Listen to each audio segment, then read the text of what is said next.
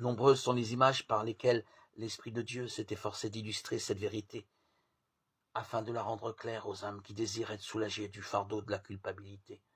Voici l'agneau de Dieu qui ôte le péché du monde. Jean 1, 29. Jacob, après avoir trompé Ésaü, s'éloigna de la maison paternelle, accablé par le sentiment de sa faute. Exilé, solitaire, banni, loin de tout ce qui avait donné du prix à sa vie. Ce qui l'accablait, c'était le sentiment que son péché l'avait privé de la communion avec Dieu et qu'il était abandonné du ciel. Entouré de collines silencieuses, la voûte étoilée au-dessus de sa tête, il se couche, désolé, sur le sol nu, pour y passer la nuit. Pendant son sommeil, il voit une lumière étrange envahir la plaine. Du sol sur lequel il repose s'élève une immense échelle éthérée qui semble conduire à la porte même du ciel.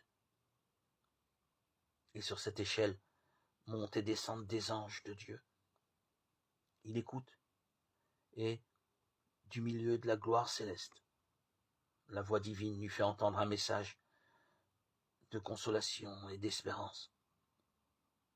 Jacob trouva un sauveur, répondant aux soupirs de son âme.